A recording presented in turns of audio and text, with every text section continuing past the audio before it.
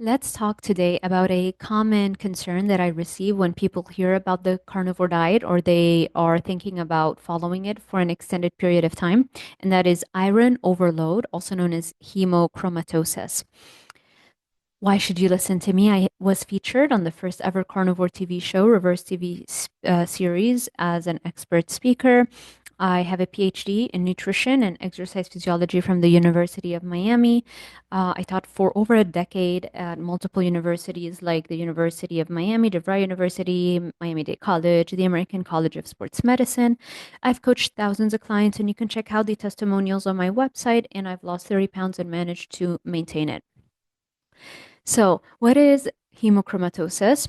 The scientific term, if you want, for iron overload. It is a metabolic disorder that just causes too much iron to build up in your body, and that causes damage to your organs and serious health problems. Some of the symptoms are fatigue, weakness, joint pain, weight loss, abdominal pain, bronze or gray skin color, and something that I especially see given that my main focus is helping people raise their baseline dopamine levels so that they don't have food addictions and cravings and yo-yo dieting and all kinds of addictions, really. I find this to be something that cannot be fixed with my three-pronged approach to raise baseline dopamine unless we make sure we address the hemochromatosis first. So, and that's because you need iron to build and synthesize dopamine and other mood boosting chemicals. And so if you have it's a little confusing because you hear iron overload and hemochromatosis and you think, oh, there's a lot of iron, but the truth is it's sequestered. So in effect, you don't really have enough iron for your brain to utilize. It's all sequestered. It's in storage and you can't use it to manufacture dopamine and all the other mood boosting chemicals. And so now you have brain fog, depression, anxiety, and all kinds of mental health conditions that make it very difficult to be motivated to have energy and to not have cravings for sugars or carbohydrates or maybe whatever your main form of the drug is. Sometimes it's video games, sometimes it's smoking, alcohol, all those things. It could be traced back to that. All right. We have three main types of hemochromatosis. Primary hemochromatosis is hereditary, caused by gene mutations that control iron absorption. This has further four subtypes, which I'll cover in a second. And then you have secondary hemochromatosis, which is caused by too much iron in the diet or from blood transfusions. And we have neonatal hemochromatosis, which is very rare. It's basically when the fetus's liver is damaged or injured in the womb. And usually it's autoimmune in nature from the mother's antibodies. So when the fetus's liver is injured in the womb, it causes iron to build up in their liver and organs, and it's caused by the pregnant woman's immune system producing antibodies against the fetus's liver. Now, let's talk about the four types of primary hemochromatosis that we covered earlier. Type 1 is the most common type. It usually begins in adulthood and it's caused by mutations in the HFE gene. Type 2 is also known as juvenile hemochromatosis, usually begins in childhood, caused by mutations in the HJV and HAMP genes. Type 3 symptoms usually begin before age 30, caused by mutations in the TFR transferrin receptor 2 gene. Type 4 is also known as Ferroportin disease, usually begins in adulthood, and it is caused by mutations in the SLC40A1 gene. So traditional treatment for iron overload or hemochromatosis, if you look up blogs or see a traditional mainstream medical doctor, they will usually recommend phlebotomy, so basically donating blood to remove excess iron from the blood. For those with very thin or fragile veins, who cannot do multiple rounds of phlebotomy to give up as much blood as frequently as needed, we could introduce chelation therapy where they take a drug, a medicine that binds the iron and pulls it out of the body and you eliminate it via the urine or stools. Also, the official or like traditional dietary recommendations is that you're not supposed to eat any fortified iron foods like cereals that are usually fortified with iron, no vitamin C supplements because vitamin C increases absorption of iron, no raw oysters and clams as they can cause serious infections in people with high iron levels, and you're supposed to avoid excessive alcohol intake as it can increase iron levels in the body and put excess strain on your liver. Now, I prefer the functional medicine approach where we're looking at the root cause and we're looking at more extensive modalities to address various health conditions. So, from this perspective, here are some things we can look at. There are studies that show us how insulin can increase the expression of transferrin receptor in the liver. In other words, transferrin is the protein that transports iron in the blood. And the more receptors you have for transferrin, the more transferrin can deliver that iron that it's transporting in the blood, and the cells are going to uptake it and store it to a higher degree. And so, when you're eating a lot of carbohydrates for a long period of time, we know that you're going to release a lot of insulin for a long period of time. So, it's chronic or long term hyperinsulinemia that increases the amount of the receptors for transferrin, the amount of receptors, TFR1, the amount of receptors for transferrin. And so now you're uptaking a lot more iron from your blood, which means your cells are soaking up all that iron and it is storing it. It is a lot harder for the body to get rid of stored iron as compared to absorbing more iron. And so this is the problem, or one of the main problems.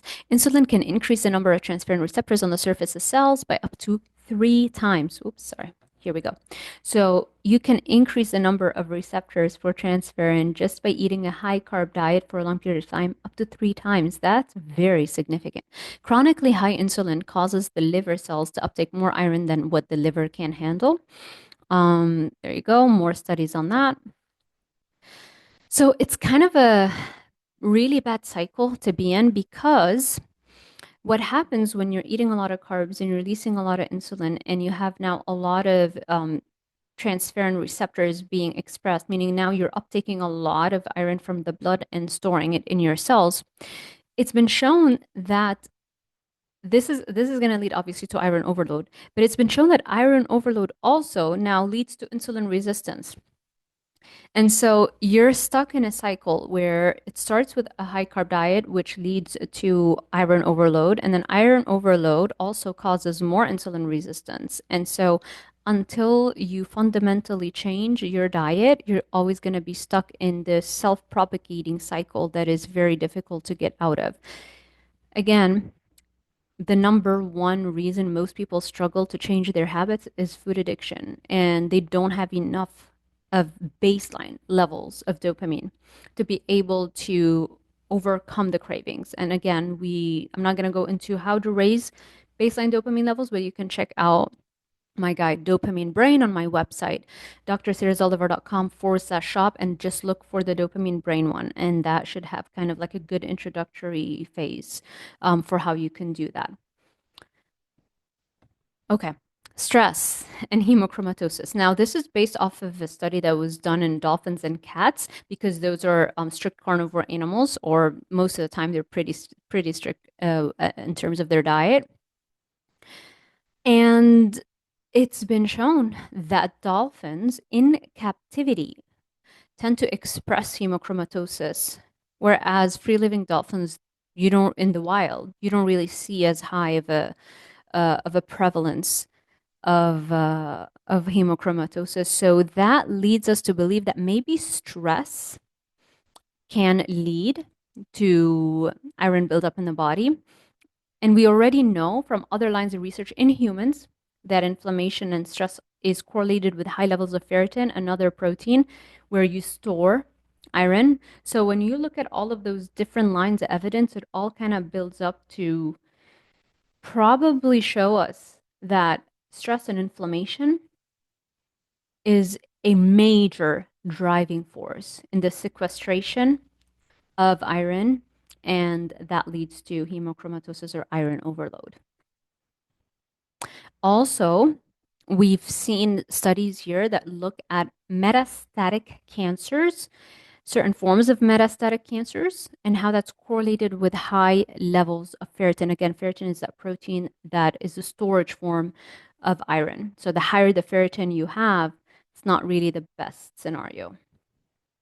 Now, it's interesting here that in this study, in this paper, they show that in the earlier stages of head and neck squamous cell carcinoma, there was no correlation between the amount of ferritin and um, any indication if somebody has cancer or not. But only in the later stages, once you enter metastasis, that is when you start seeing a higher level of ferritin. It's almost as if it's a prognosis. It tells us that that person is about to enter a more advanced stage of the cancer.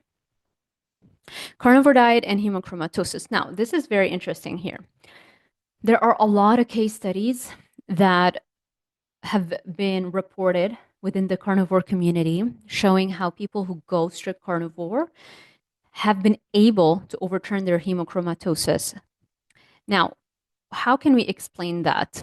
Hopefully, we'll have randomized controlled trials really soon to have a solid footing in the scientific community. But for now, this is what we have to rely upon. But I believe those are really powerful and, while anecdotal, really powerful case studies.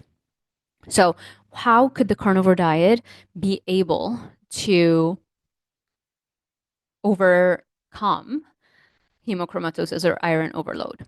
It might have to do with reversing insulin resistance. Remember how we talked about earlier how insulin resistance and high levels of insulin for an extended period of time increases the transferrin receptor expression, which increases the uptake of iron from the blood, and so now the cells start to store more iron.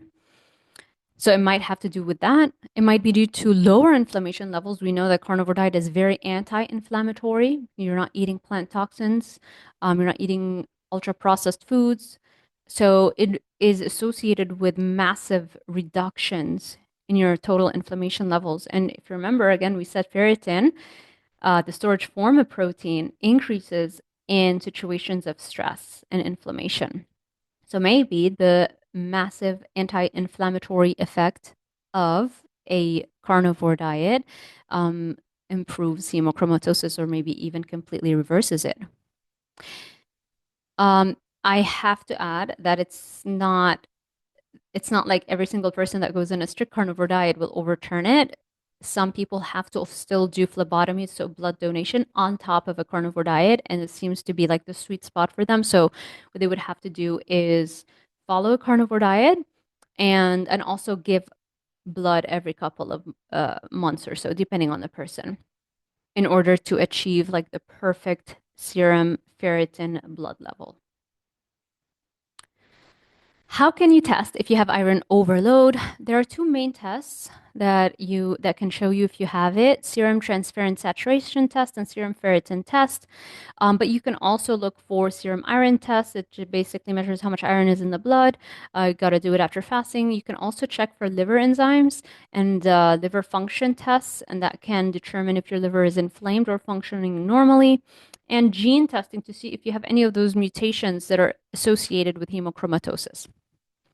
So the serum transferrin test is definitely where I would start. The transferrin, remember, it's that protein that carries iron in the blood, and you want to have a range of 204 to 360 milligrams per deciliter. The serum transferrin saturation test is another one that I would recommend. This kind of falls under the umbrella of testing for transferrin. So the saturation test tells us how many places on transferrin, that protein that is transporting the iron, how many places on that protein can hold iron. And so the normal range, you want it to be between 15 and 50%. And then you want to do the serum ferritin test, which is, again, ferritin is a storage form of iron. Ferritin is a protein. Okay, optimal ranges is between 24 to 336 nanograms per milliliter for male adults, 24 to 307 nanograms per milliliter for female adults. Now, additional tests that you may want to add would be total iron binding capacity, TIBC. It's a test that measures the blood's ability to bind iron with transferrin, and the normal range for it is to 250 to 450 micrograms per deciliter. And by the way, you can go get them from ownyourlabs.com. If it's very difficult to convince your physician to order these tests, just go. You don't need a prescription. Just go to ownyourlabs.com. This is a website that was that's founded by Dave Feldman, and it's very cheap.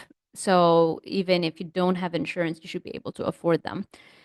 And if you need additional specialized help, you can always check out our website, drsarahzaldivar.com/coaching for one-on-one coaching, and drsarahzaldivar.com/shop for the guides.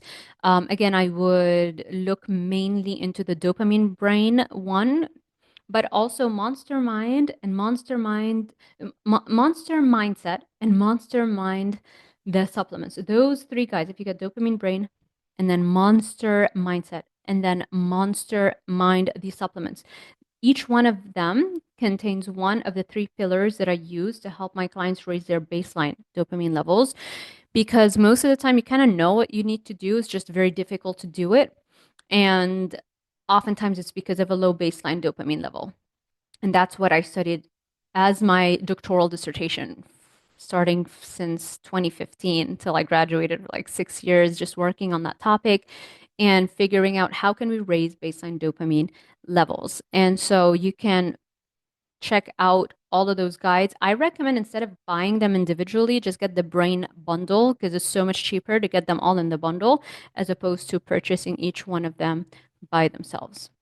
And yeah, thank you so much for watching. And I will pop in here a YouTube video that flows really good after this one. If you have additional topics that you may want me to cover, let me know in the comment section below.